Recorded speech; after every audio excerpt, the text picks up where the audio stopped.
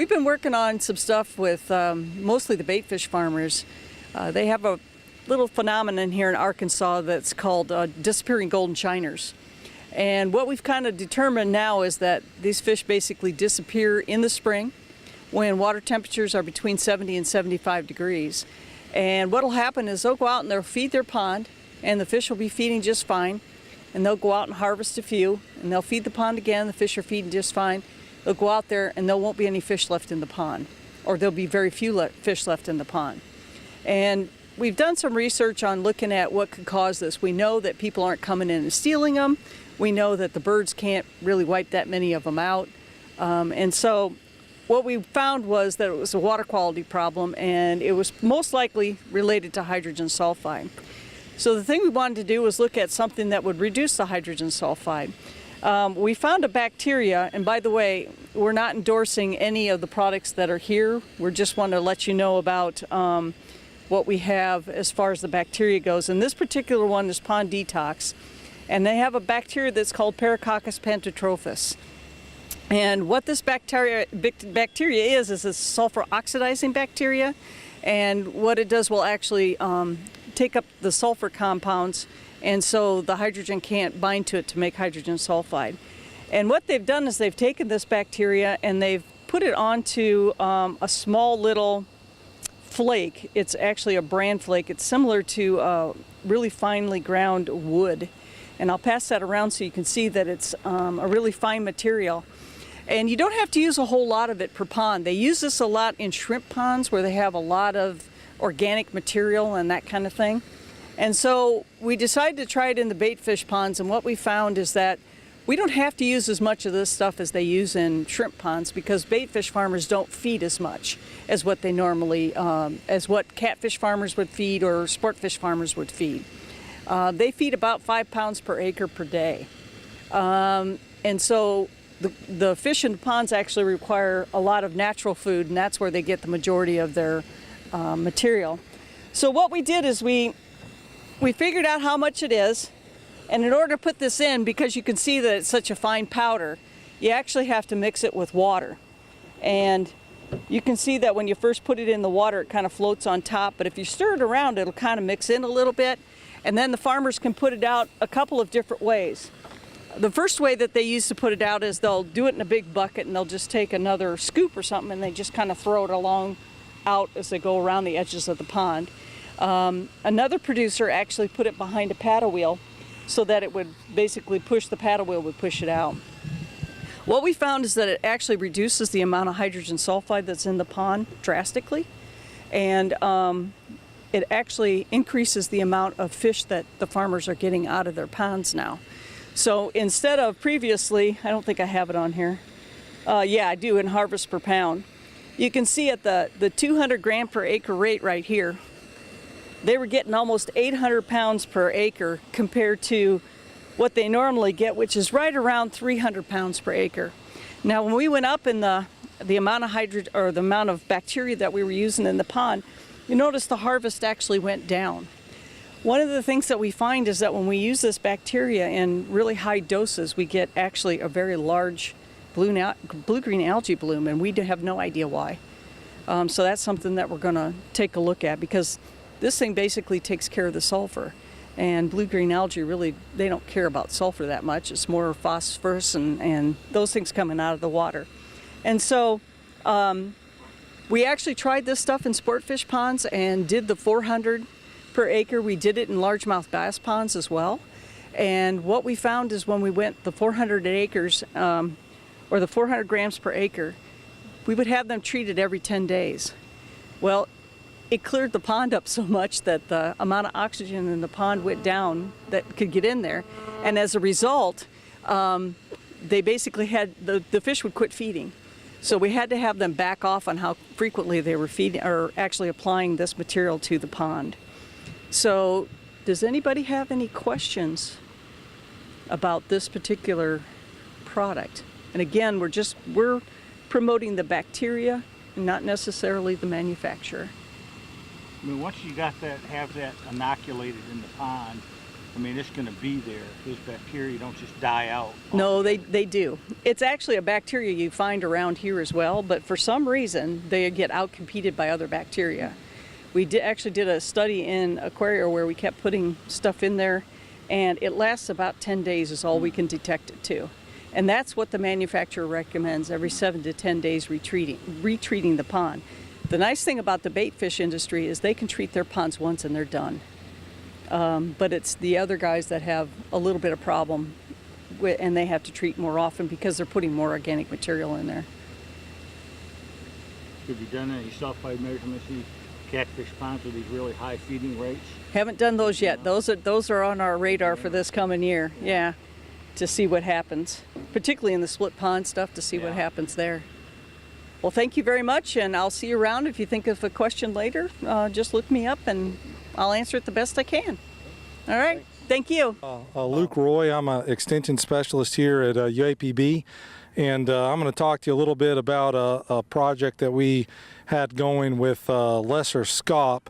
I'm not sure if any of you guys were here the last field day we had 2 years ago, but there I talked about a project that we did with consumption of bait fish by lesser scaup, which is a diving duck that's a big issue here in Arkansas. And because of what we found in that preliminary study with bait fish, the sport fish farmers in the state requested that we do a separate study the following year on sport fish farms, where we basically collected ducks during, right after hunting season. During hunting season, a lot of these bait fish farmers will actually lease out ponds to allow hunters to do some control through the end of hunting season, which is usually the end of January. After that, they're kind of limited in their ability to control ducks. In February and March, because they didn't have ducks listed on their depredation permits, Fish and Wildlife Service wouldn't let them list them. After our initial study, we sent the data to the Fish and Wildlife Service because the Fish and Wildlife said that this duck doesn't eat fish. According to literature, it's just a very small percentage of its diet. But based on our initial study with bait fish, Fish and Wildlife actually allowed the farmers to add lesser scaup to their depredation permits so they could do some control. Well, in February and March of 2015, we got permission from Fish and Wildlife and Arkansas Fish and Game to collect a few ducks, about 100 of them. And so what we would do is go out there, and Michael Kirby with USDA Wildlife Service collected most of these ducks, and what he would do is he'd wait till they started eating and let them eat for about 10 to 15 minutes, and then he'd take them with the shotgun. At that point, they'd put them in a cooler, bring them back to our lab, and we'd process them. And we actually, by cutting open the ducks, we found whole fish in 62% of the ducks that we took in the study, so 62 fish.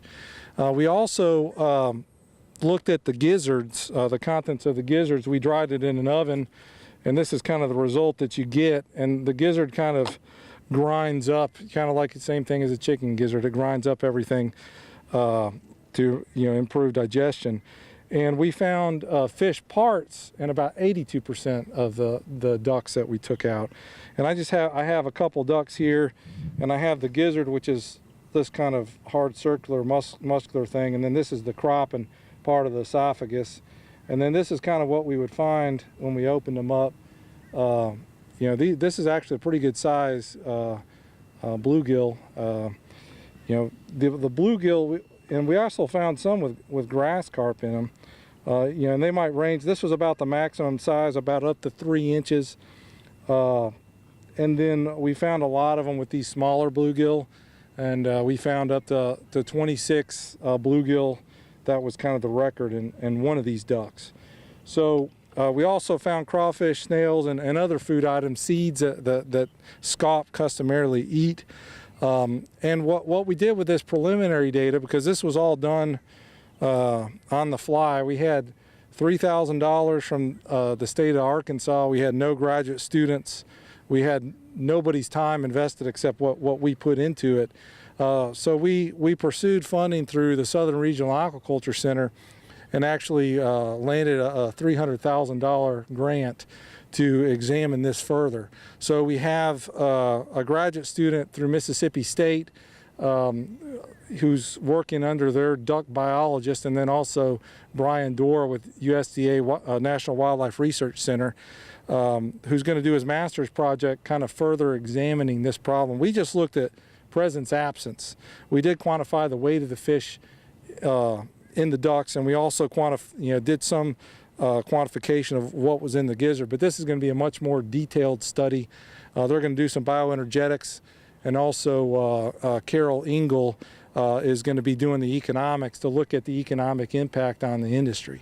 So this is just kind of an example of the farmers had a problem. They came to us. Can you help out? We didn't really have any money, but we got done what we were able to get done, and that led to preliminary data to then write a proposal to do it right. So this is just kind of an example of kind of some of the stuff that we do in extension to try to get funding for, to solve some of these real world problems. And a lot of times in the end, it's not us that end up doing the study, but we'll bring in the professionals, and get them to actually do the science after we collect some of this preliminary data. Sometimes we do the projects and sometimes we don't. But in this case, we didn't have an ornithology expertise here at UAPB, so we contracted out with Mississippi State. You guys have any questions? These ducks, these were collected in the winter? Mm-hmm. How do you get a grass carp that small in the winter? Well, it kind of depends on, sometimes they'll hold them at high density to kind of hold them over to the next year. Also, depending on when they were spawned, obviously you want a bigger grass carp going into the winter. And also you want a bigger bluegill. We tell our producers to try to get them to at least 3 inches because then they're not as susceptible to predation. And also what we found is if, the survival of fish, less than 3 inches, including grass carp, is a lot less over the winter. Winter is just a little harder on them. The small fish, they don't have the fat reserves available that larger fish do. But yeah, in the case of the grass carp, that's the farmer probably not being able to get them up to the size he wanted before the winter started. I'm going to talk to you a little bit about very low stocking rates, recreational ponds, that sort of thing. What we have here is a catfish only stocking rates for fertilized farm ponds. And the reason we decided to run this study is we have recommendations out there. There's a booklet you can get from AGFC and from ourselves, the MP360, and in that booklet it tells you that you should be stocking, if you're just stocking catfish for a recreational pond, at about 200 fish to the acre. And it's always good to go back over these recommendations now and again and see if they're actually correct. So we did that. One of the other reasons that we did it was every once in a while we'll have someone come out to the station here and say, I put fish in my pond and a year later I really wasn't seeing very many fish, and now it's been 5 years later, I thought that they would have grown big enough, spawned, and I'd see more fish because I just, since I haven't been seeing them, I haven't been fishing them out. So that was curious to us. And then the fact that we have a statement in that MP360 that says the frequency and number of fingerling channel catfish that you will have to restock will depend on how many fish you harvest, which leads you to believe that if you put 100 fish into a pond and you fish out 10, you've still got 90 fish left there, which, as we know in real life, probably doesn't happen. So we had a 30-pond study. We were using these type ponds that you see right here. We had 6 ponds for each treatment. One of the treatments was 100 fish per acre. Fish were stocked in these ponds at 100 fish per acre, 200, 300, 400, and 500 fish per acre. Ran that study. We did not feed those fish. We did not aerate those ponds. So it was to replicate what might be happening in somebody's backyard if they had a small pond. We did check fertilization. We were trying to keep the fertilization level at a particular point, and so if we would check Secchi disc readings every week, and if the Secchi disc reading was less than 24 inches, we left it the way it was, and if it was more than 24 inches, we added fertilizer to it. And that's really all we did to those ponds. And at a certain point, we found that they pretty well became self-sustaining through the summer. We didn't have to add fertilizer very often. So what happened with those 2014 results was interesting. We came through, we drained all the ponds, we took all the fish out, we counted them, we weighed them, and we checked their lengths. Well, we would have expected somewhere around a 3/4 pound fish to come out of those ponds. They were put in the ponds in the spring, and we brought them out in November. And by golly, that's the size that they were. But our problem was the survival was terrible. Over all 30 ponds, the average was 20%. That's pretty bad. Because really we were expecting something like 80%. Sorry, what were you going to say, Les? Survival, not mortality. Right, so the survival was 20%. We were expecting a survival of 80%. So our survival was terrible. So we're trying to figure that out. So we thought, well, why might that happen? Well, we had some of the ponds that we used were on this side of the station, and some were on the other side of the station. These were old ponds, those were new ponds. We thought, well, maybe that's a problem. On this side, we had some ponds that were next to ponds that were being renovated, and when they were renovating those ponds, there happened to be some leakage between and lost water in the ponds that were in the study. So they had maybe a foot of water, and we thought, well, maybe that's one of the reasons why maybe they got hit harder due to predation, and we lost a lot of fish that way, or just being exposed to various things. We also knew that we were seeing birds around, and we were picking up a lot of turtles and snakes as we were just walking around. We'd go out for Secchi disc readings. We'd see these predators around. So we kind of looked at all those different things, and none of them made any sense. We couldn't say, oh, yeah, the low ponds are the ones that got hit the hardest. They didn't. They got hit just as hard as the deeper ponds did.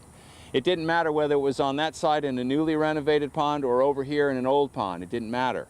They still got hit just as hard. So taking that information, we said, well, there's another possibility. We meant to stock these ponds with 5-inch fingerlings, but we only had 3-inch fingerlings, and we used those. Now, a farm that stocks 1 to 2 week old fry into a pond is expecting a 65% survival rate, and we still only had a 20, so there's still something wrong. So we're still scratching our heads trying to figure it out. So we went ahead, and the next year in 2015, we stocked ponds again. We used 24 ponds. We had 6 replicates of each. We had 4 treatments. We had a treatment where you had high density, which was 500 fish per acre, and large fish, 6.5-inch fish. Or you could have, the next treatment was 500 fish to the acre, but small fish, they were 4-inch fish.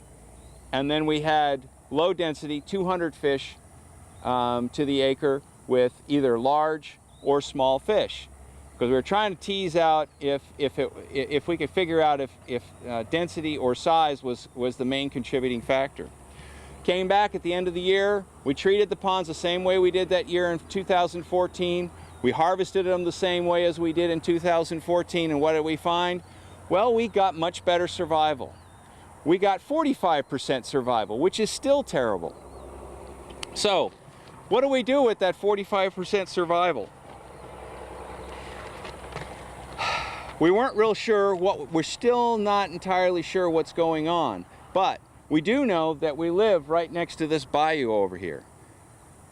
It still doesn't reflect the amount of predation that we see in our regular research ponds. When we've run studies in the past, we have never had that bad of survival out here. And it's odd because when you look at predation of birds, they will normally attack ponds that have very high levels of fish in them, and they'll eat it down to a certain level, and then they're like, that's just too much work, I'm going to the next pond.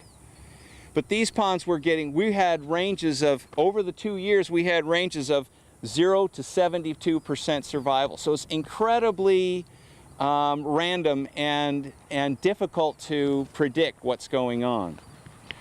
So when we looked at the results from the second year, we found that the small fish did a little bit better than the large fish. We had better survival with small fish than large fish, which doesn't really key into what you would normally expect. We would expect it the other way around. The bigger fish are able to protect themselves better, get away better, whatever. So that didn't quite make sense. What we were able to come away from in this study, and we still had a 3/4 pound fish at the end of the year, even though we had twice the survival. So it's not affecting their growth, the ones that make it through. So if I'm a manager and I'm trying to stock a pond, or I'm a homeowner and I'm trying to stock a pond, and I go to my county extension agent and I say, what should I do? And they give me the MP360, that agent's got to be able to come up with a better recommendation, I think, than what we're giving them right now. And 200 fish to the acre is probably too small. If my recommendation is trying to get to somewhere between 100 and 200 fish per acre by the end of one year, because we know we're going to have some losses. So we did a little exercise using our results, trying to predict what might actually be in that pond at the end of 1 year. So if we're trying to have 200 fish in the pond at the end of 1 year, if we use high density, that is the 500 fish per acre, and we combine the results of the large and the small fish, we have a 75% chance that we'll have 200 fish in that pond at the end of 1 year, which means that we're losing, obviously, as we've already seen, we're losing a lot of those fish. But if we want to target that, then that may be the strategy that we have to use. And what you'll find is with most pond owners is that what they want to know is what's going to work. It's much more frustrating to go out and buy the 200 to put in the acre and end up with 10 fish at the end of a year than it is to say, okay, I'll put the 500 in and I'll have 180 or 200 at the end of the year. So if people are able to plan a little bit better, we feel that they're going to be a little more, it's going to be easier for their pocketbooks because they'll be able to plan, and they'll be a lot less frustrated. So what we're looking at now is considering changing those recommendations. Interestingly, several years ago, out in California, Fred Conti at UC Davis had made, in his recommendations, had actually proposed at least 5 and maybe even 800 fish to the acre if you knew that you were in a heavily predated area. We also don't think that we're getting poaching out here. And that's one of the things people will say, oh, you know, I know I'm not at that pond all the time, it's at the other end of my acreage, so I'm sure people are coming in and fishing out. And it may not be. If that pond, and what we need to probably look at is to say, if that pond is close to something like this over here, we've got, I mean, we can see the fish, the birds are hanging out in that tree right now up there, waiting for dinner time. And the other thing is, if you've got a lot of predators who have been raising their families year after year in the same area, they know where the smorgasbord is, and they may be going directly for that and actually raising their families here because they know that the food is present. So it may also be partly the location, how old the location is and how long it's had a ready source of food. The long and short of it is there's a lot of those things we can't control, but we can put more fish in to compensate for what's happening. And if you've got any questions, I'll take those. And if you're more interested in high density stuff, there's a poster in the poster session for raising 60,000 pounds of catfish to the acre. What we're going to talk about on this stop is about the hybrid crappie, like Dr. Deb mentioned, and I have to admit right off the start that I am not the PI on this, so I'm filling in for Dr. Anita Kelley. So If you don't like what I'm saying or you have specific questions I can't answer, she's the go-to. So basically, I'll just walk you through the story of why this study is being done and hopefully what we will get out of it. In 2011, the U.S. Fish and Wildlife Service did a survey, kind of like a census of fishing and hunting in the U.S. And it's a huge survey, so they don't get them very often, so 2011 is the most recent one we have. And what they found is that in Arkansas, there were just shy of $500 million spent on fishing alone. And about 555,000 people did that spending. Now, that doesn't sound like a whole lot in the grand scheme of things compared to other states. That number of people is not that great. Missouri actually had twice as many. But when you look at the amount of days actually spent fishing, Arkansas was on par with states much larger and states that had a lot more people participating. So our 555,000 anglers fished a whole lot more than other states' anglers did most of the time. And crappie, depending on who you ask and what year, they're usually number 2 or number 3 in most popular species sought after by anglers. So if you say number 2 or number 3 and then multiply that by 500 million bucks, a lot of the money spent in the state went towards crappie. So there's a lot of interest in that species, potentially a lot of money that could be made by fish farmers selling those species to private pond owners or perhaps lake managers trying to produce a crappie fishery. And that's kind of what we are gearing this project up to. There are a little over 100,000 small impoundments in Arkansas.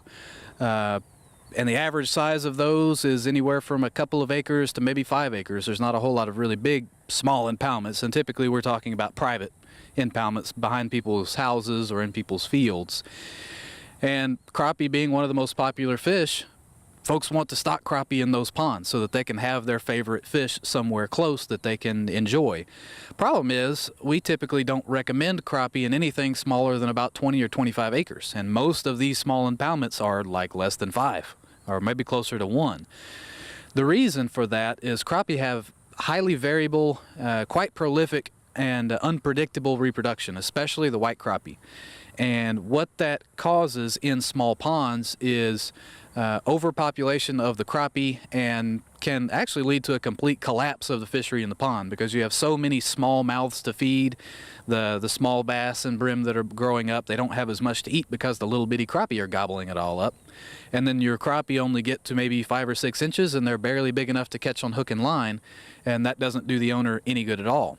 What's worse is it typically takes crappie maybe 2, 3, usually 4 years before they get it to a good eating size under good conditions. So under poor conditions, the owner might wait 5 years for this crappie to get up to good size and they never make it, and they've wasted a lot of time and wasted a lot of enjoyment that they could have had in that pond. So what folks have tried to do is come up with a way to make crappie work in these small ponds. And the recommendations that we currently provide for normal reproducing crappie are like 25 adults in a pond that already has largemouth in it so that the largemouth gobble up the offspring that the natural crappie produce. The problem is that number of fish, if you lose just a few in a small pond, maybe an acre or 2, 25 to 50 crappie, if a few of them die, you may have already messed up your sex ratio so much that they just don't reproduce enough, or they reproduce really well. It's just really hard to predict. So what some of the fish farmers have tried to do is come up with a way to produce a sterile crappie, or a crappie that doesn't reproduce as much. And this is really common in some of the centrarchids, and think of like hybrid bluegills. A lot of those fish, whenever they are hybridized, they don't reproduce as much, or they might be completely sterile.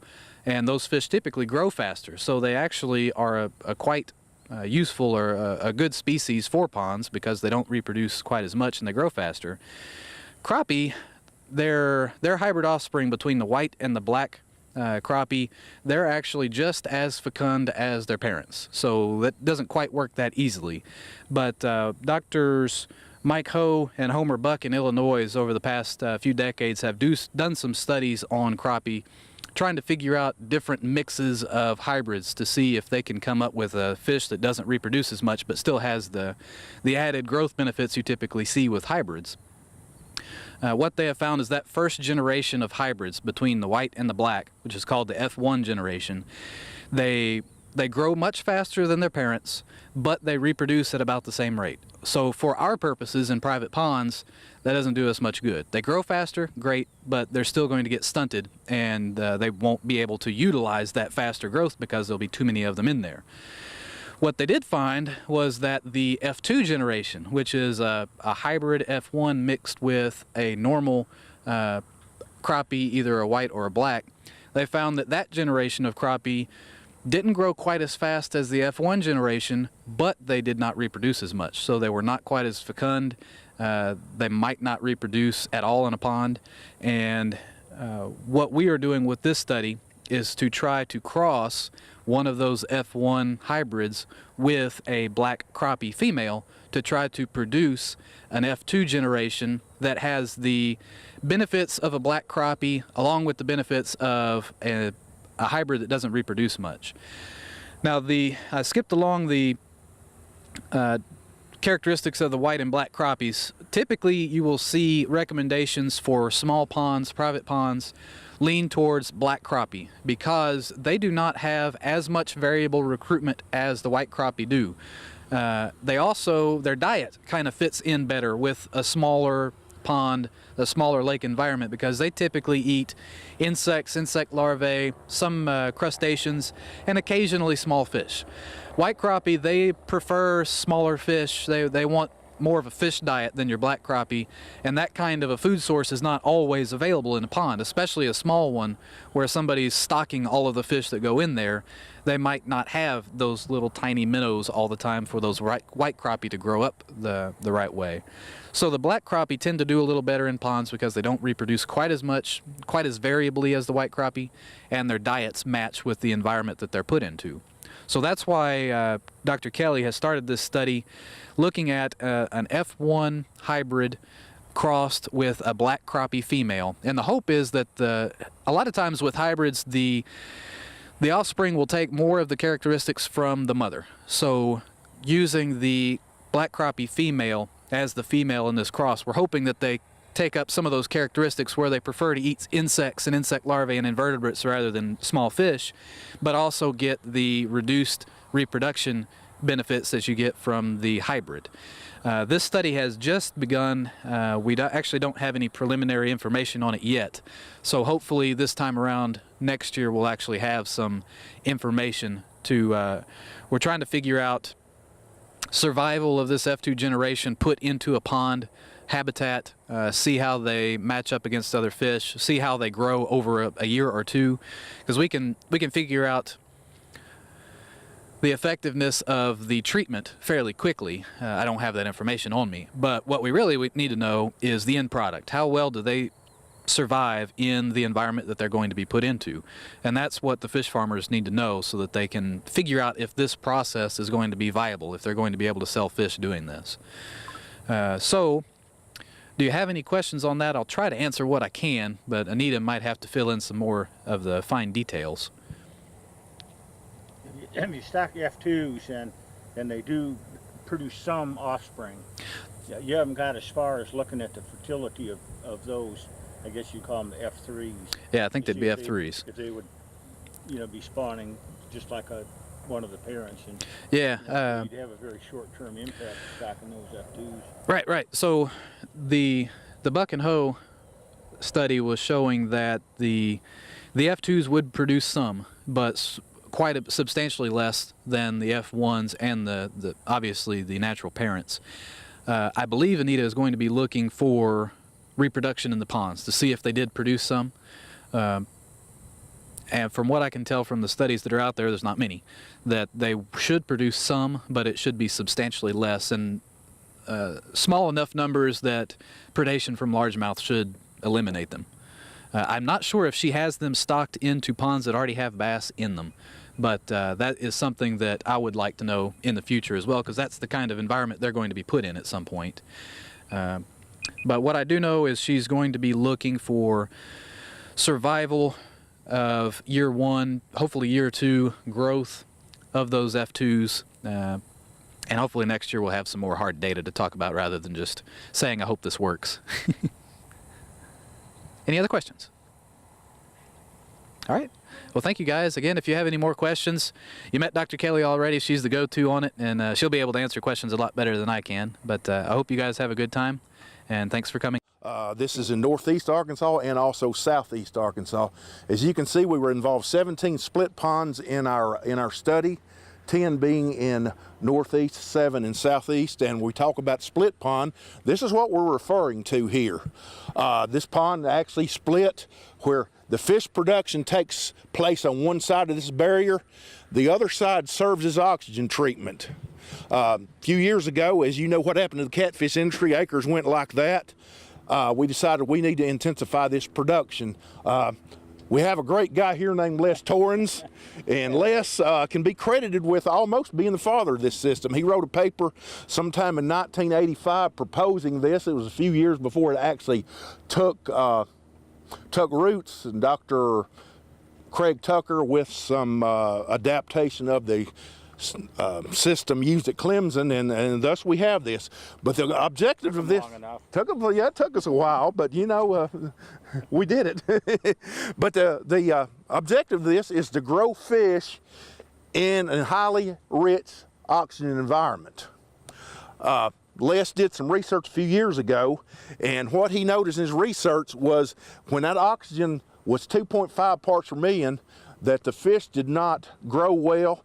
They had poor feed conversion ratios. So you get that oxygen up, that feed conversion goes up and improves, and that's more money for the farmer's pocket. As you can see, this system here, we split it into 2 parts. You aerate this part here, and this is a very sophisticated system. There are oxygen monitors on both sides of these units that we have out in the area. In nighttime, that unit, well, this one's running. At nighttime, that unit that circulates the water is cut off. This oxygen in here can be 0. You don't care. There's no fish in that. You aerate a smaller area with concentrated fish in there, and you may have as many, and ours vary. Let me give you an example. Our units, we have vary from about 6.6 total acres to about 20 acres. The fish growing area varies from about 1 acre to 4 acres. This is very similar to what most people use. However, some people use what's called a screw pump. This thing is probably going to run about 15 RPMs, and they will pump somewhere, the adapted ones for the ponds, somewhere in the 15,000 gallons per minute range. Other types we have is a screw pump, and they're going to pump about half that volume of water. We hope that's enough water, but anyway, that's happened. But and at night time, the circulation's cut off. You have aeration in that end, and you're probably looking 1 acre. For the 1 acre units, you would probably have 2 to 3 10 horsepower units. The ones that are 4 acres for the fish growth area, they may be up to 40 to 50 horsepower, 4 or 5 units to keep that water circulation. Now, this is not a foolproof unit. We can feed heavier, and we may be feeding 250, maybe 300 or up to 350 pounds per acre.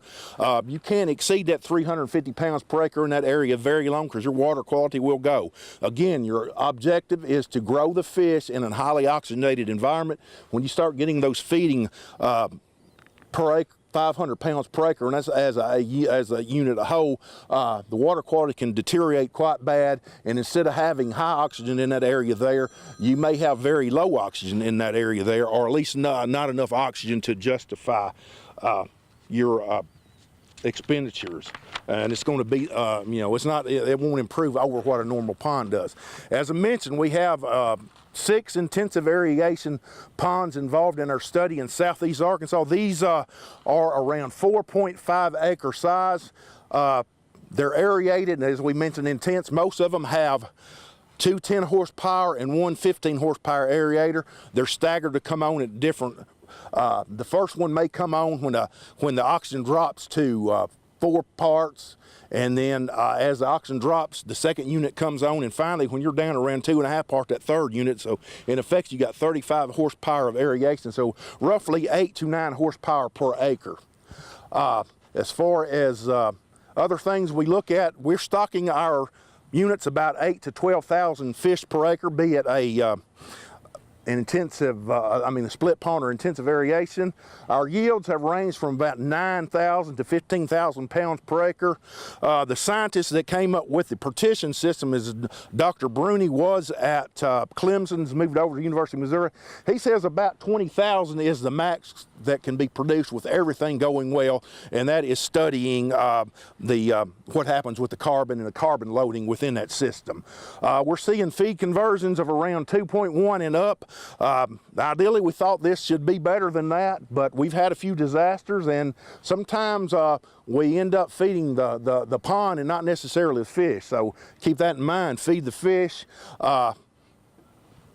I'm also looking at another system where we're monitoring water quality in what I call a hybrid system, which is an intensive aeration without that paddle to stir the water. What actually happens, they use a tractor and with a large capacity pump and flush that pond about twice a week. Now we are supplying we are taking care of the ammonia and the nitrogenous waste in that system. I don't know if we are doing anything with the if we're creating an oxygen-rich environment to grow the fish in.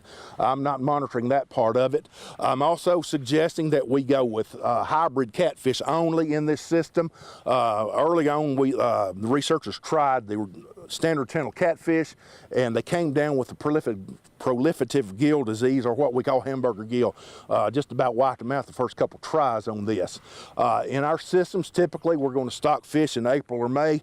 We try to get hybrid catfish that weigh 90 to 120 pounds per thousand, which is basically a good 7-inch fish. If that fish is stocked in May and fed right, it's harvested in November, and it's going to be most of them are going to be around 1.5 pound size. Now you're going to have a few that didn't grow beyond 7 inches.'re going to have some 2-pounders, but your average is going to be right at 1.5 pounds, and we've done pretty well with that. Anybody have any questions?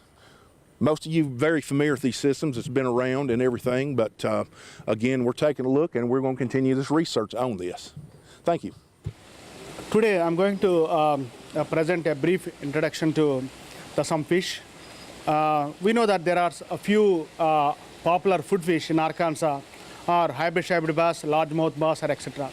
In my study, I used hybrid striped bass as a model to replace our fish meal. Why are we would like to replace the fish meal? We know that the fish meal is very expensive. When we look at last prices of last 20 years, in 1996, it is only $450, but now it drastically increased to $2,300 per ton fish meal. So we know that there are some other alternatives came into the market, and researchers are trying to replace the fish meal. So how much they are replacing? We know that the replacement always like 50%, 70%, even some people are doing 100%. But is it okay if you replace the fish meal in the diets of carnivorous fish? The growth is okay? Yes. Maybe growth is also good. Growth is maybe good. But what about other parameters like health? What about the disease challenge, immune system? So these are all things we need to address this one. So in our study, actually, normally available like other alternatives, the plant diets are soybean meal, corn meal, poultry meal, maybe cottonseed meal. All those things are other alternative. So in our study, we use non-GMO soybean meal. So what about soybean meal? We generally, when we look at the last 10 years of studies, they replaced soybean meal 100% replacement. So, but what they found, there are some problem in the gut or some little bit growth variations they found already. But in our study, what we did, we replaced non-GMO soybeans, 100% we use 100% non-GMO soybeans as a replacement of fish meal in our diets. See, when we look at the growth trial model, we checked all the diets we formulated, and we extruded diets based on the digestibility coefficients. And we also checked dry matter, crude protein, amino acid, total amino acids, and the total energy. All those things we calculated in the diets before trial. Then once the diet formulated, then we fed the fish. After the feeding, then we see the growth, protein utilization, bacterial challenge, and the health assays. So all those things we checked after the trial, after we fed the fish. So what we found after we fed this one, we found there is no significant growth even if you replace the fish meal, 100% fish meal with the non-GMO soybeans. That is a really good sign. But apart from that, we also checked the survival in the disease challenge. Interestingly here, normally the fish fed with the non-GMO soybean diets survived higher time than the regular fish meal.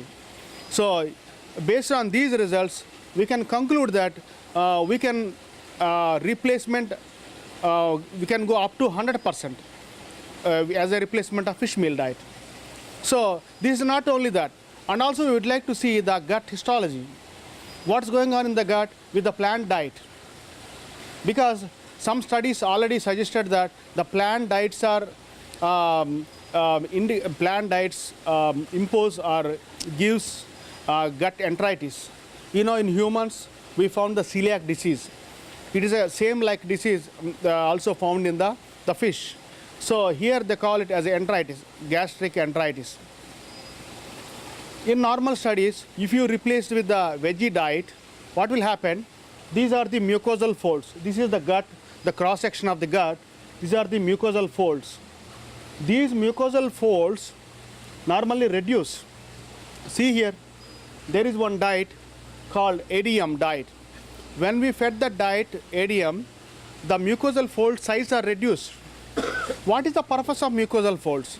The mucosal folds normally absorb the nutrients from the diet. So if it is long, they absorb more. See here, but when we look at the diets of non-GMO soybeans, we did not find any reduction in the mucosal fold length. And also, the absorption and everything is good. But before tissue damage, there are some signs. For example, fish get stressed due to the inflammation. But inflammation is the common in any diet. But we found here the diet with the non-GMO found some kind of lower inflammation in the fish. But we found this inflammation in all the diets. So it is not a specific with the soybean. So these our results are indicating here. The inflammation is little bit is there, but it's not giving a tissue damage in the gut of fish.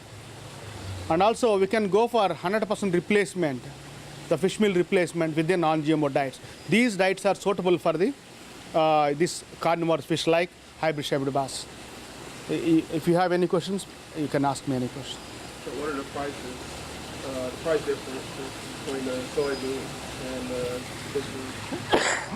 So, soybean like a $600, sir, but the fish meal is $2,300. It's a drastic change, you know. Yeah. When farmers, when they want to sell their fish, so before selling fish, they store their fish into vats. And when they are stored in the vats, there is every chance of getting columnaris because they are closely staying each other for a longer time. So to prevent having columnaris or getting columnaris, we treat them with kaolin clay. Kaolin is like a clay. It is white in color. It's over there. I can show you how it looks like.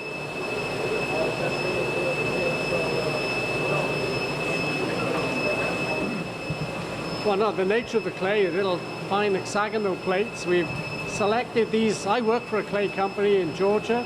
We've been supplying the clay samples here, and we rely on this particular grade of clay that's got a very clean surface. It's a very high purity clay that allows it to stick to the columnaris bacterium, preventing that sticking to the fish as well as sticking to itself, and therefore providing a barrier and inhibiting the activity of that disease. And I guess you can talk about the successful trials you've been running. So we ran like 2 commercial farm trials with largemouth bass, and we treated those vats with kaolin, and Matt will show you how we treat them. And yeah, you can go ahead and show how we treat them. And farmers were successful using this kaolin. So it disperses in water and it stops those bacteria from attaching to the fish, so that they will not get stressed and they will not have that bacterial infection to the fish. So this, this worked really good in those commercial farms. And since it is a fine powder of clay, it works really good on fish, and it is not harmful to fish, or since it is a clay, it's not harmful to environment or fish or humans. So when we treat these vats, they look like turbid, and so we treat these fish for an hour or so, and that is enough binding time for fish. So we treat them and then we flush out this kaolin. So that is really, we found out that it is helpful and it's not way expensive. My name's Sam Henry. I'm a retired fisheries biologist for the Game and Fish Commission. Been working with aquaponics for about 5 years now. This system I have right here is the one I have set up at my home.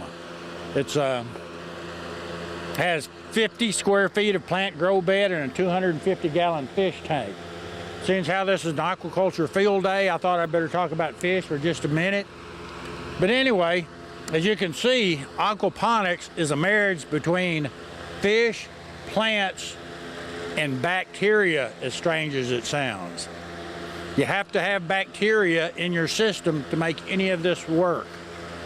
What it is, it's a water recirculation system that utilizes the waste from fish production, be it food for uneaten food, feces, any kind of excretion from the fish in the form of ammonia, and it's pumped up into the grow beds. In the grow beds, the bacteria starts breaking down the ammonia to nitrate or nitrites, then to nitrates, and then to nitrogen gas. Then it's delivered back to the fish in a kind of a purified form, and the whole thing starts again. It's just a water recirculation system. We'll go inside here and we'll see the 3 basic system designs. This is a version of the media type system design. Mine outside, that's a media design. The difference is this system uses manufactured clay pebbles,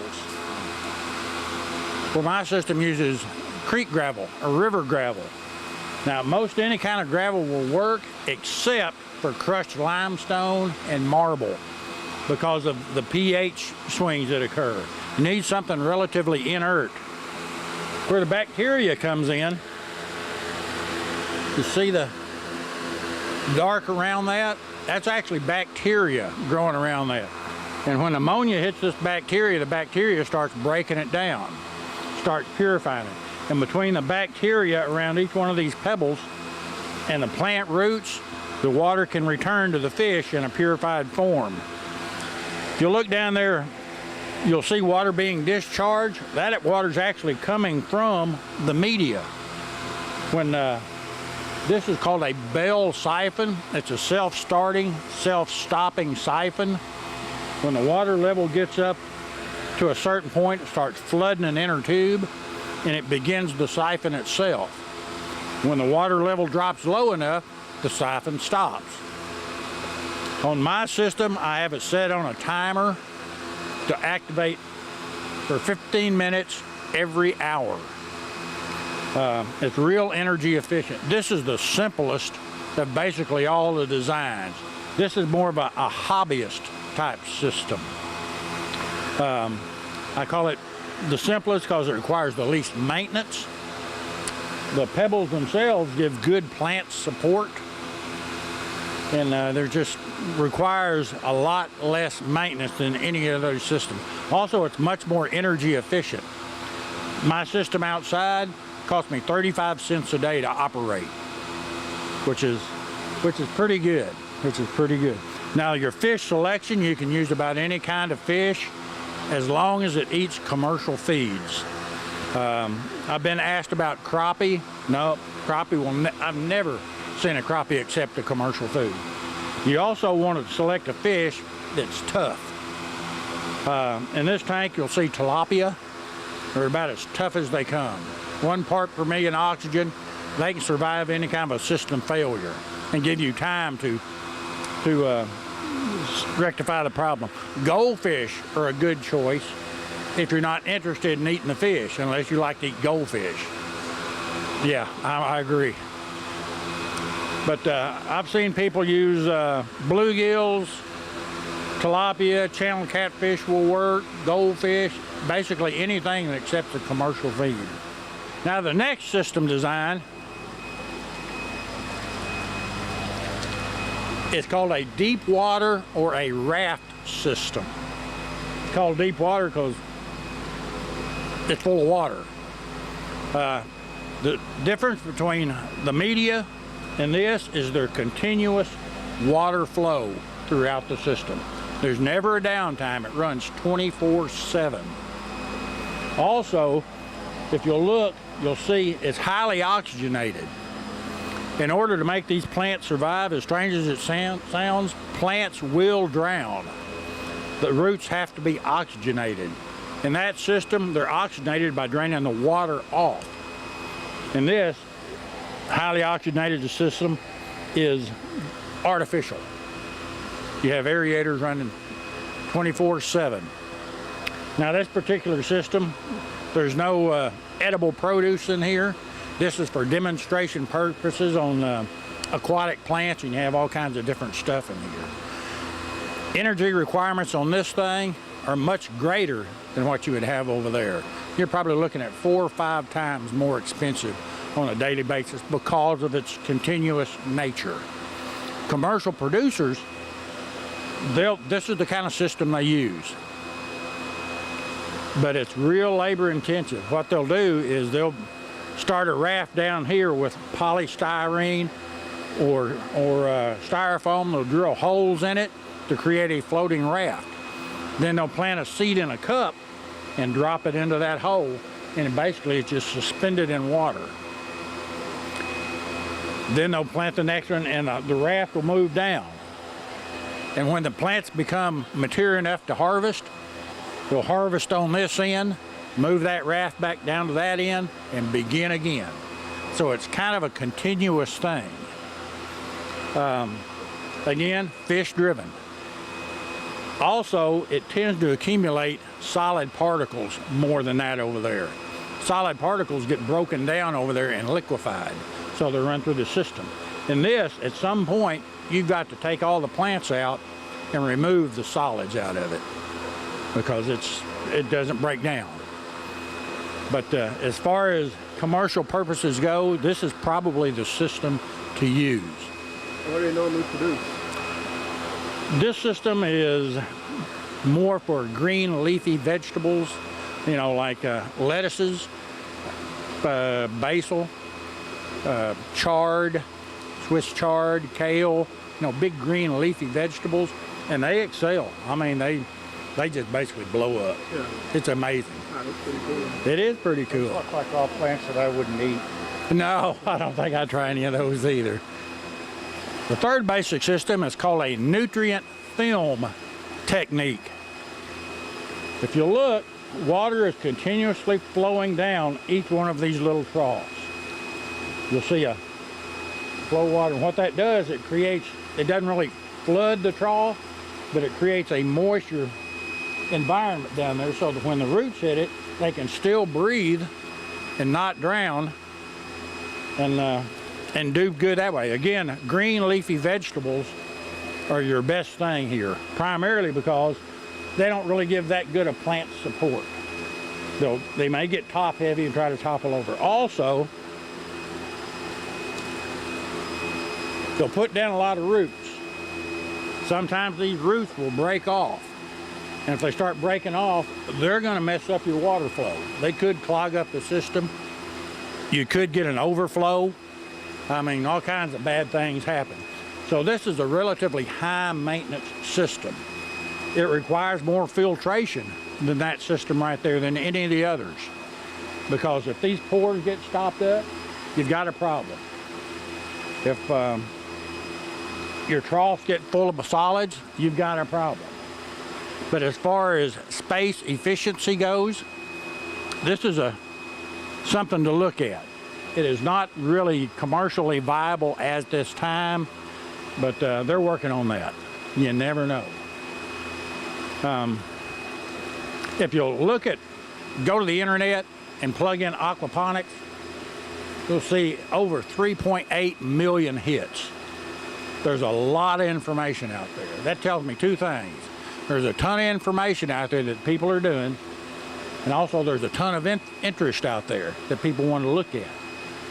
If you really want to see some imaginative setups, look at images of aquaponics. You'll see everything. You'll see barrels, you'll see this, you'll see vertical versions of this. You're only limited by your imagination. And it's fun, it's educational. Are there any teachers here, any instructors? I was gonna say, if there is, it's a great classroom project because it teaches a lot of things. Mathematics, physics, chemistry. That's one thing I hadn't talked about is water chemistry. There are 3 parameters that you really have to watch. pH is one of them. You're looking for a pH of 6.8 to 7, which is a compromise. The plants themselves generally like an acidic environment to do the best. However, acidic environments kill the bacteria. So basically you're hitting a balance. So you have to watch your pH. Also nitrites, extremely toxic to fish. So you have to watch that. Less than 3/4 of a part per million. Anything above that, you better do something. Ammonia, that's your next parameter. 3/4 of a part per million is the upper edge. Anything above that, you better do something. What I mean by that, either stop feeding immediately, maybe even drain water off of your system, do a partial water exchange, so you can, because ammonia and nitrites, they'll do your fish in. If your fish go down, your system is down. You can run a system like this without fish, but then you turn it into hydroponics, and you do that with basically commercial ammonia. I begin my system out here in April with ammonia, straight ammonia, because my fish are not available until mid-May. So I'll run it with 6 weeks on straight ammonia. That kind of gets everything up and running. I get everything worked out. Then I introduce my fish, and off I go. The fish themselves are the gravy. The plants are the big product. In fact, all commercial producers I've talked to, the plants are their mainstay. Fish are just extra. They're thrown in. So welcome. My name is Kelley McCoy. I work up at the Lonoke Ag Center, and usually I deal with diagnostic cases and inspections, stuff like that. So this was actually one of Matt Smith's studies. He's up in Ohio now, and that's why you guys have this little handout. He ninja'd the poster and brought it to Ohio. So what they wanted to look at was in Arkansas, typically farmers complain there's like a 6-week period, July 15th to September 1st, where the farmers will experience either sick fish, the largemouth bass will get really sick, and they'll lose weight. So what they wanted to look at, and then usually September 1st, the temperatures will cool a little bit, and the fish will actually gain weight back, and they'll have compensatory growth, and they won't be as sick. So what they wanted to do was look at, they did 3 trials. The first 2 looked at 86-degree temperature water, Fahrenheit. And I understand this is in metric and this is in English, but 86 degrees Fahrenheit is 30 degrees Celsius. What they did for their first trial was they took 20 juvenile largemouth bass per tank. They fed them either 3, 5, or 7% of their body weights. And this was a 4-week study. After 4 weeks, they found that they harvested the fish. They found that the fish fed 7% of their body weights, gained the most weight. They actually increased their weights by 262%. And during this time, they also had the highest feed conversion ratio, which was bad. It was 1.7, which isn't very economical. And then while the fish fed 3% of their body weights, had a pretty good FCR, it was 0.8. And they still managed to put on a decent amount of weight. They gained about 185% of their body weight. And so their second trial, they wanted to look at the frequency of the feedings. So they took 15 fish per tank, and they fed these fish to satiation every day, every other day, or every third day. And this was also done for 4 weeks. And after the 4 weeks, they harvested the fish. They found that the fish fed every day had the lowest feed conversion ratio. And they also increased their weight the most. They increased their weight by 241%. And in both of these studies, these trials, the fish, the survival was like 97%, which is really good. So the next study that they wanted to do, because it gets hot and hotter in the summer, they wanted to look at 95 degrees Fahrenheit. So they took 10 fish per tank this time, and they started them off at 3 different stocking rates. Not rates, but weights. And these fish were fed to satiation every day. At the end of the day, they would actually count the pellets. They'd take them out of the tank. They'd count the pellets and figure out how much they didn't eat. And these fish also remained in the tanks for 4 weeks. And what they found was that all but 2 tanks had negative growth. And so it didn't work out very well for them to eat as much as they wanted at this high temperature. So what they want to look at in the future is look at the feeding frequency at 95 degrees Fahrenheit, because obviously feeding them as much as they could eat did not work out for them. Do you guys have, and they wanted to, they did say for the first 2 trials at 86 degrees Fahrenheit, it looked like somewhere between 5 and 7% of their body weight is optimal, as long as it's economically feasible with labor and feed. But feed costs never go down, so I don't know. Somewhere in between there. You never hear like, feed costs are going down, they're always going up. What we will start with our invocation is Mr. John Farmer. Mr. John Farmer is Arkansas's 2016 Catfish Farmer of the Year. He's an active member of OdCat Nutrition for the past 22 years, as well as being active in the Catfish Farmers of Arkansas, Catfish Promotion Board, Catfish Farmers of America, and several national aquaculture boards. So please help me in welcoming Mr. John Farmer to lead our invocation. Please.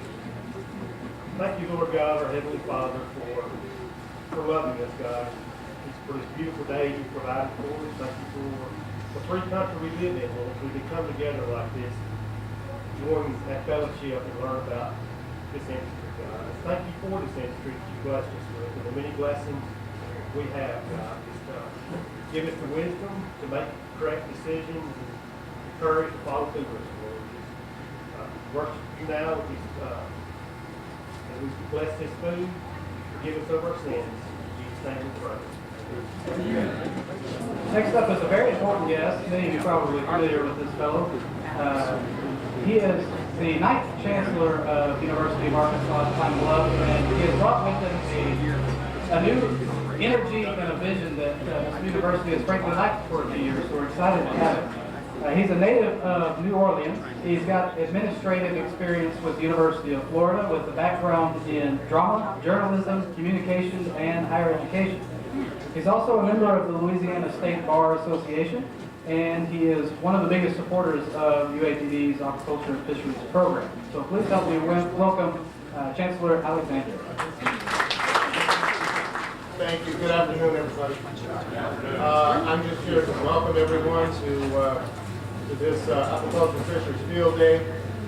So happy to see all of you here today. I feel blessed.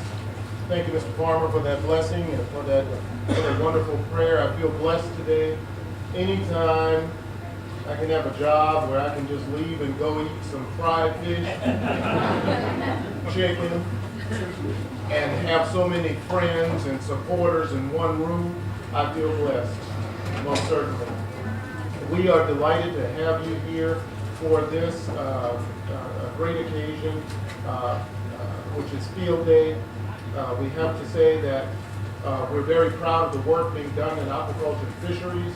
It is one of our signature programs and a program by which UAPB is best known throughout this state, the region, and I can even say the nation.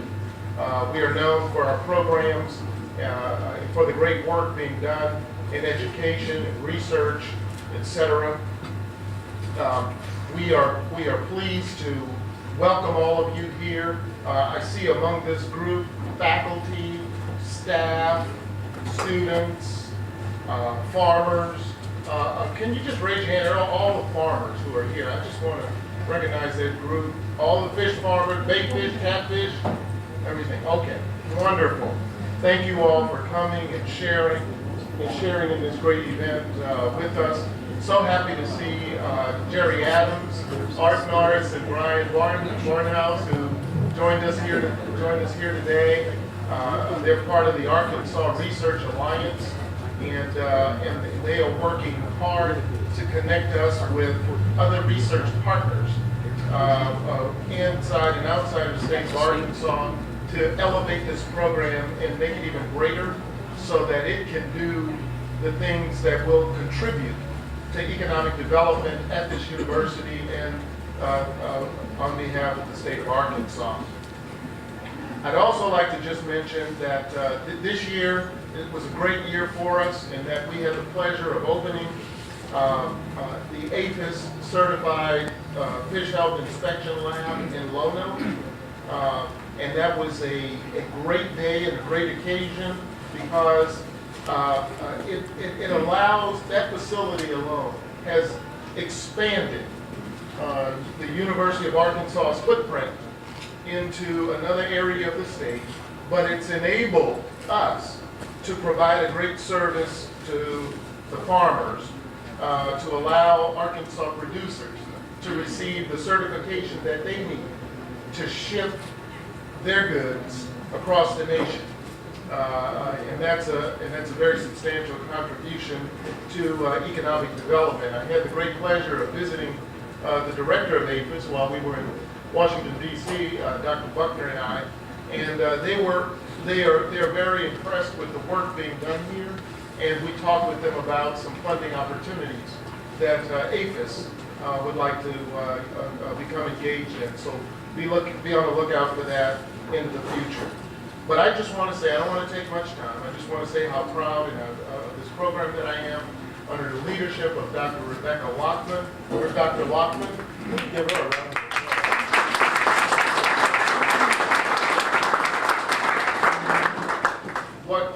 What we're seeing done here, we continue to advance the program.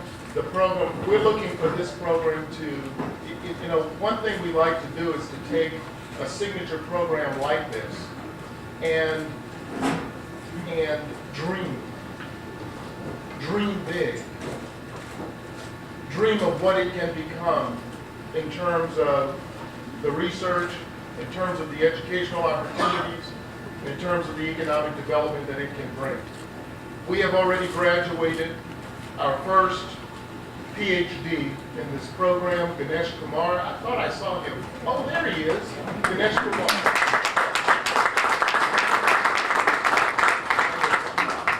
Thank you for making the trip. He's over at Mississippi State University on the faculty there.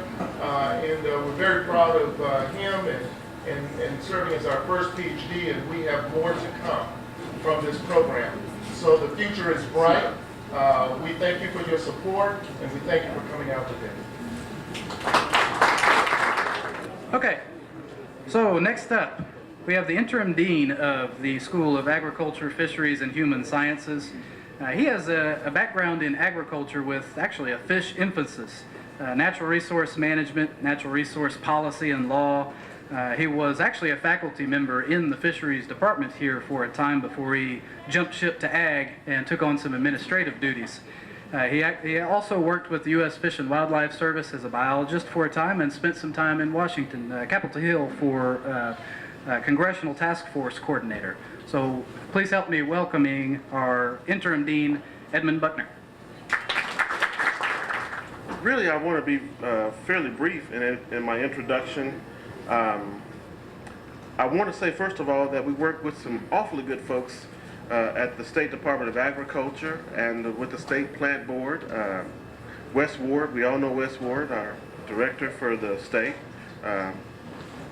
Scott Bray, and I'm here, but today I'm here to introduce Mark Stoll. Mark Stoll is our luncheon speaker, and so I want to give you a little bit of information about him. I'm going to give you the official stuff first, and then I'll give you the unofficial stuff at the end. So the first thing I'm going to tell you is that he's, first of all, with the Arkansas State Plant Board. I thought he was with the Ag Department, but he kind of goes back and forth. You were with the Ag Department as recently as a couple of months ago, I believe. But now he's back with the State Plant Board. They have a lot more work for him to do there. He was born in Bryan, Arkansas, which is a suburb of Little Rock. Graduated from Bryan High School in 1992. So he's fairly young. Young man, looks younger than he really is. From there, he went on to Arkansas Tech in Russellville and graduated in 1997 with a major in biology. He's always enjoyed the outdoors as an avid hunter, and so his work with the State Plant Board is appropriate. He's worked there for about 16 years. He's currently an ag program manager, and he manages quite a bit. He manages the Bait and Ornamental Certification Program, and that started in 2007. He took over aquacultural duties, and we all know that Ted McNulty used to work with that program. Now that's been turned over to Mark back in March, I believe. He works not just with those programs, but he's also the apiary program manager. He works with the boll weevil program, the pink bollworm program, and the sweet potato program for the state of Arkansas. So he works with an awful lot of things that we've got our hands in the pot here at UAPB, and so we've got a close relationship, and looks like it's going to be even closer, especially with your work in aquaculture and bait fish. Now on to the part that you don't know about. This is the part you can find on the internet that I just told you about, but the part you don't know about is that Mark's got 2 daughters, and he's a soccer coach. And I think that they've got a winning season going on as a no winning season. At any rate, he's out there doing his part as soccer coach. He's a Cubs fan, and you're not coaching them, but I think they're in they're first in National League Central, aren't they? Yeah, so he's a Cubs fan, avid deer hunter. I told you about that. Are you also an avid fisher, angler? No, I haven't had any time to get out. Yeah, they're keeping you pretty busy probably. 16 years with the State Plant Board, lover of good movies, but the most important part is that Mark is a strong family man. Family comes first with him, and that's important because that translates into the work that he does for us in agriculture. He's a very hard worker for us. He's a strong family man, and we really do appreciate you taking time out from your busy schedule to come down and address us here at lunch. Thank you very much.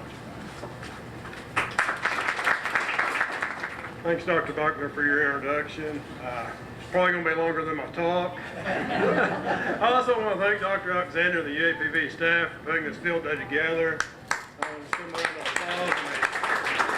Hope everyone's enjoying today, enjoying your lunch. Weather's nice under here. You got a cool breeze and that. It's kind of odd for October, but it is Arkansas. UAPB has provided us with another excellent field day. Hope everyone got a chance to participate in the tours and had a chance to review the posters in the tent there, show the research and work that's been going on to improve aquaculture in Arkansas. As many of you know, Arkansas is the birthplace of warm water aquaculture in the United States. Nationally, we rank #1 in bait fish, the 3 main ones being the golden shiner, fathead minnow, and goldfish. And we rank #3 in catfish. So aquaculture is a huge industry for Arkansas and its economy. With that being said, aquaculture has a 6.1 economic multiplier for the state's economy compared to 2.7 for other crops such as cotton, rice, and soybeans. Total for acres, Arkansas has a total of 20 to 25,000 acres in bait fish, 5 to 10,000 acres in sport fish, and about 4,800 acres in catfish. And just talking about the ones that stay in country, we do ship some out of country. We ship a total of bait fish to a total of 39 states, goldfish for aquarium, all 50 states. Overall, 6 billion bait fish leave our state every year. So, I mean, that's huge. But with that being said, aquaculture is not all rainbows and butterflies. It's a lot of hard work. I mean, you know, you sit next to a producer, talk to them about it, they can tell you all about it. So it's not always pretty. Of course, my wife looked at me funny when I added this part in. It's kind of like that Afghan blanket your grandmother made for you. I mean, it's not the prettiest blanket, but it does its job and keeps you warm. You know, it's that kind of, you know, guests come over and you kind of hide it, but when you're watching TV, you pull it out. And that's what aquaculture is in Arkansas. I mean, I've been to a lot of different producers around the state with the bait and ornamental, and Ted kind of took me, I call it the Ted Tours. He took me out when I started and took me around to some producers. And I've seen a lot of patchwork to keep things running, a lot of different objects used in a variety of ways. I mean, I still got some pictures, but it works. And Arkansas aquaculture producers get the job done. There's many issues you have to face today. Everyone worries about the Lacey Act, water use, labor issues, chemical registration, diseases, inspections, and bird depredation. And some of these issues are being tackled by UAPB with the research they are doing, such as the use of drone technology as a scare tactic for fish-eating birds. Is anybody doing that research here? Is anybody here working? Keep me in mind. I've always wanted to fly on one of those, so if you're doing any test flights, yeah. They're also evaluating the economic impact on duck predation, toxic algae monitoring on catfish farms, and also the use of Kelley and clay to treat colmenares, to name a few.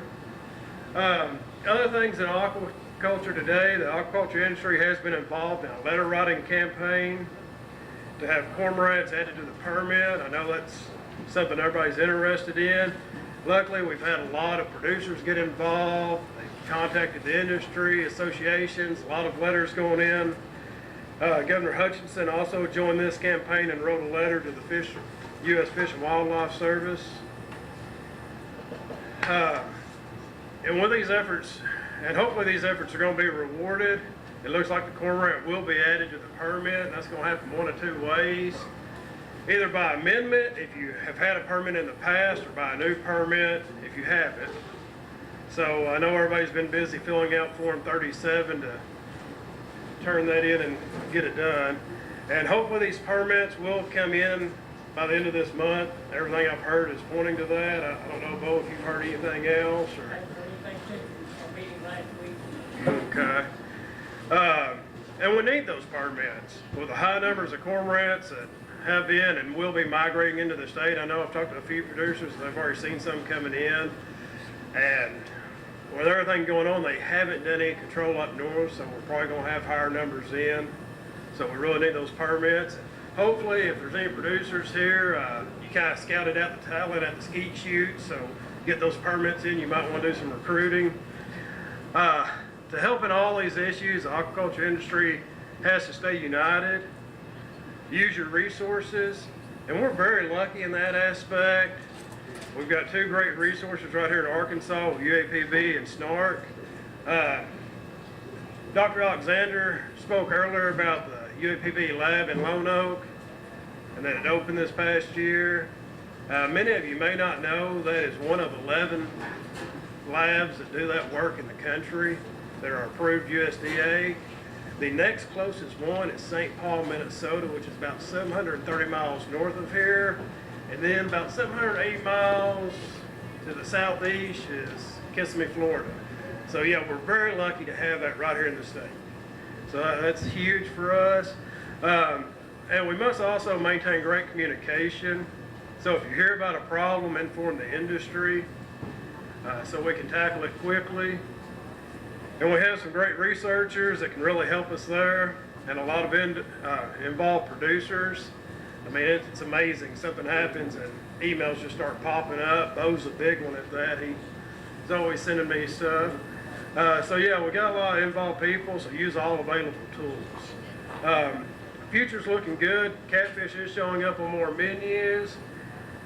Bait and ornamental certification program is considered a standard that other states want to copy. I've been asked to give a presentation later this month in Wisconsin to the Mississippi River Basin panel meeting.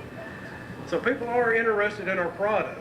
We just need to keep striving to stay on top and keep working together. And I want to thank Anita for her help with that. She provided me some pictures for that presentation, so thank you. So if there's anything I can do for you, please let me know. I've been in charge of the bait and ornamental certification program since it started in 2007.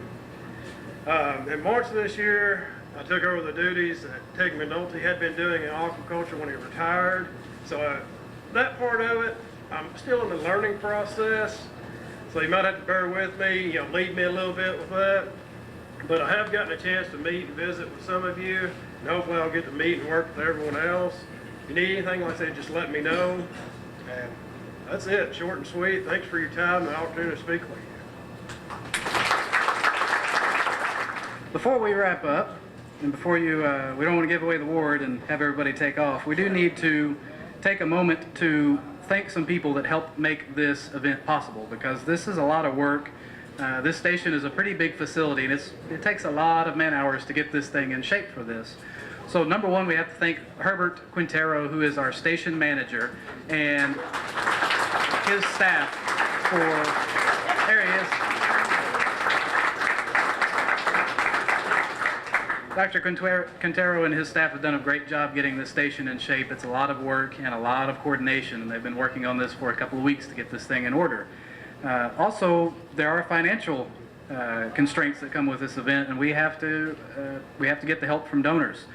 Just running through those folks that have helped us: Fish Vet, Delta Western, Warm Water Pond Management, Charlie Hogue, Fish Belt Feeds, Syngenta, United Phosphorus, Craighead Electric Cooperative, and the Bank of Lake Village. And these folks really do help us quite a bit. We could not do this event without the financial support, and we really appreciate that contribution. So without further ado, we have a grand prize to present. So for the trap shoot, this year we are starting a new grand prize for the trap shoot, the mighty Aquaculture and Fisheries Field Day Trap Shoot Duck. This year the winner is Daniel McEllihan from AGFC. So come on up and accept your prize.